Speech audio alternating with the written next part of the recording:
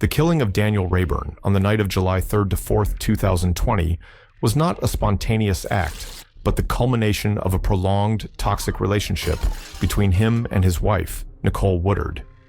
What initially appeared as a case of domestic violence revealed intricate psychological dynamics, encompassing emotional instability, manipulation, retaliatory intent, and efforts to evade accountability. Although Nicole did not directly commit the murder, her role in orchestrating the attack made her central to the investigation. This analysis examines Nicole's psychological state, behavior, and motives across 5 phases, from a tumultuous relationship to a night of violence, and ultimately to confession and sentencing. Nicole Woodard lived in a relationship described as toxic with Daniel Rayburn, marked by frequent arguments that occasionally escalated into physical violence. She claimed Daniel struck her in November of the previous year and regularly expressed frustration to friends and family. Nicole's psychological state reflected helplessness and chronic fear, potentially akin to symptoms of battered woman syndrome, characterized by entrapment and a lack of faith in legal remedies. Cognitive dissonance was evident, as Nicole oscillated between desiring escape from the relationship and fearing the consequences of leaving Daniel. She told me that she had made a phone call. And what? Get rid of that. She also said she wants him dead, but then she don't want him dead. Misty Edge's testimony that Nicole said she wanted Daniel dead, but later retracted, this suggests an internal conflict, possibly rooted in emotional or financial dependence. Her social environment, particularly her close ties with foster brother Thomas Harper and friend Andrew Huber, shaped her mindset. Both had threatened to intervene if Daniel continued harming her, reinforcing Nicole's belief that she could rely on them to address her problems.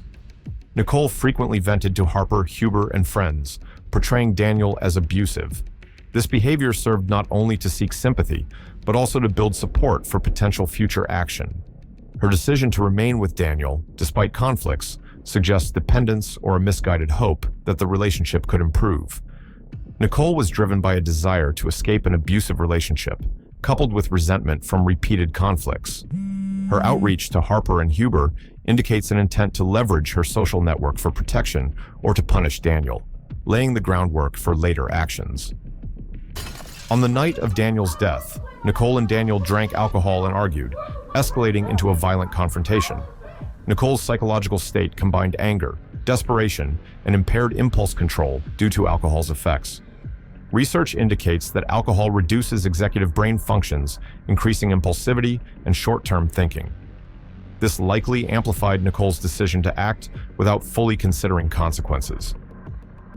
Nicole wanted Daniel harmed to end his abusive behavior, but feared the extent of violence Harper and Huber might inflict. Her close relationship with Harper, whom she viewed as a brother, and Huber, a willing ally, may have bolstered her sense of empowerment, leading her to believe calling them was a safe solution.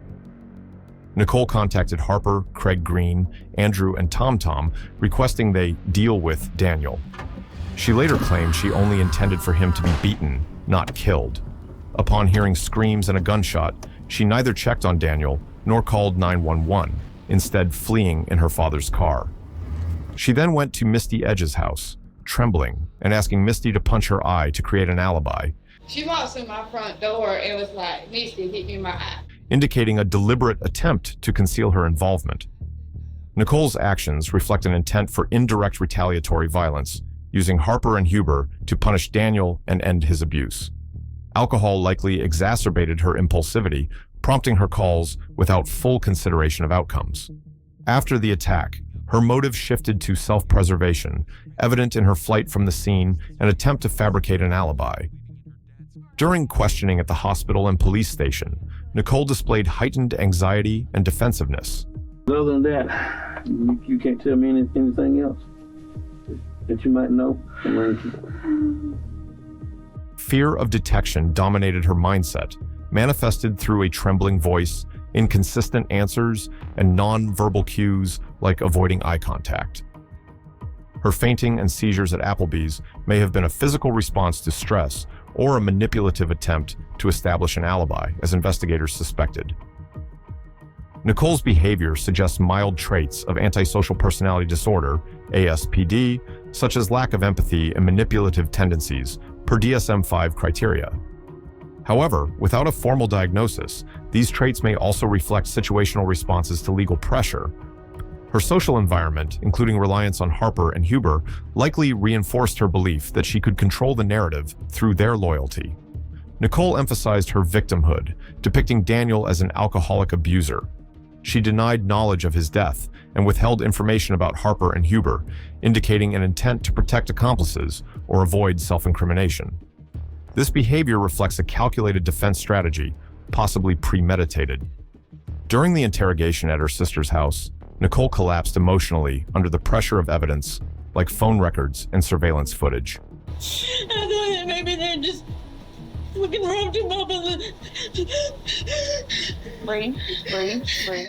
This collapse marked a turning point, from controlling the narrative to panic and an inability to sustain deception. Cognitive dissonance became pronounced as she admitted calling Harper and Huber to beat Daniel while insisting she did not intend his death, reflecting a conflict between retaliatory intent and fear of consequences. Her dependence on Harper and Huber continued to influence her psyche. Her initial reluctance to name them suggests loyalty or fear of retaliation, but investigative pressure broke this barrier.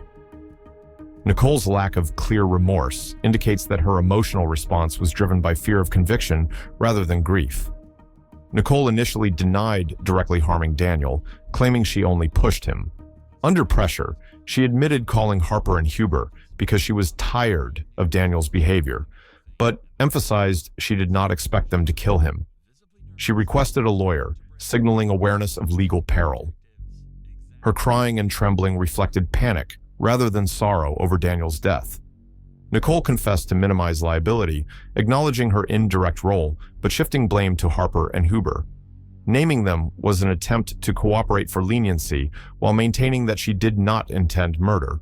After pleading guilty to voluntary manslaughter, Nicole may have experienced temporary stress relief from no longer needing to uphold her deception. However, due to the absence of post-sentencing psychological data, this is inferred from prior behavior. Her social dependence likely diminished, as Harper and Huber were also convicted, forcing her to face consequences alone.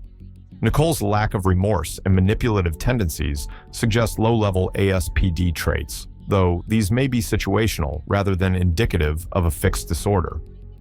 No evidence supports severe emotional disorders like bipolar disorder, given the consistency of her behavior across phases. Nicole pleaded guilty and likely testified against Andrew Huber, leading to his life sentence without parole. She received a 10 to 20-year sentence, reflecting her role in planning but not executing the murder. Nicole was motivated by a desire to reduce her sentence, evident in her guilty plea and cooperation with prosecutors. This aligns with her consistent prioritization of self-preservation. Nicole Woodard's psychological trajectory shifted from helplessness and cognitive dissonance in an abusive relationship to impulsive action influenced by alcohol and social pressures, to manipulation and panic under investigation. Her behavior, from enlisting Harper and Huber to fabricating an alibi to partial confession, reflects a blend of dependence, manipulation, and limited empathy. Her motives evolved from indirect retaliation to end abuse, to escaping the relationship, to evading legal accountability. The societal implications of this case highlight the need for early intervention in domestic violence, as lack of support can lead to tragic outcomes. It also underscores the role of social networks in amplifying violent behavior, particularly when individuals like Harper and Huber are willing to act on behalf of others. Nicole Woodard was central to Daniel Rayburn's killing, initiating an attack through her social network. Her psyche reflected emotional instability, cognitive dissonance, and manipulative traits shaped by alcohol and social influences. Her motives shifted from retaliation and escape to self-preservation, positioning her as both a victim of domestic violence and a responsible agent. This case underscores the complexity of domestic violence and the urgent need for comprehensive interventions to prevent similar outcomes.